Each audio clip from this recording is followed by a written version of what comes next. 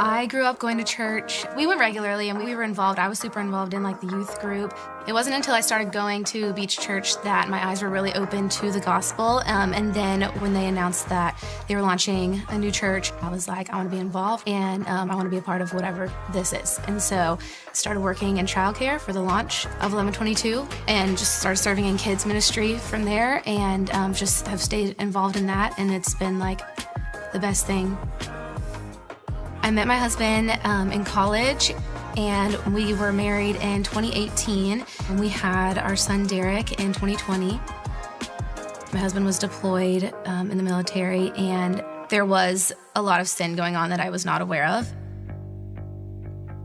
My first reaction was like, we need to go to church. We need to meet with our pastors and just be open and like talk about everything. And I didn't have a doubt really in my mind. I was like, sure, we can fix this. Like we can overcome this. Like this is just the devil trying to, steal, kill, and destroy our marriage. And we're going to overcome it. It's not going to be a big thing.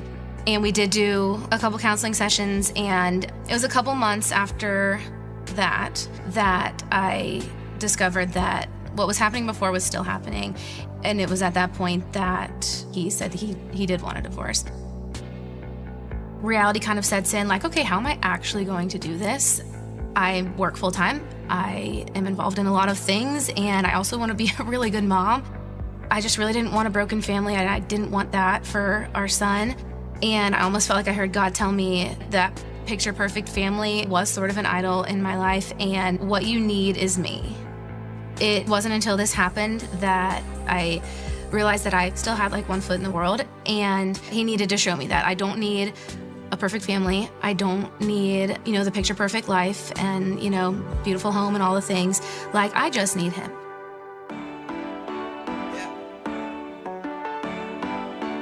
The big thing that I always think about is like draw near to me and I will draw near to you. It was kind of in the thick of everything we were going through that I heard some of the pastors talking about leveraging your singleness for the glory of God. And I was like, that is what I want to do. Like, that is it. There's a purpose for your pain. That's kind of when I decided, like, I'm not gonna withdraw. I'm not gonna isolate. Like, I'm gonna be more involved and like leverage my singleness for the kingdom of God in every way that I can. And I'm planning to just keep on doing that until God calls me to the next thing. I just hear God tell me, like, just think of all of the things that I've done in your life in the last 5 years. The sanctification that I didn't know that I needed, the deepening of my relationship with him, that is just like, it's deep now.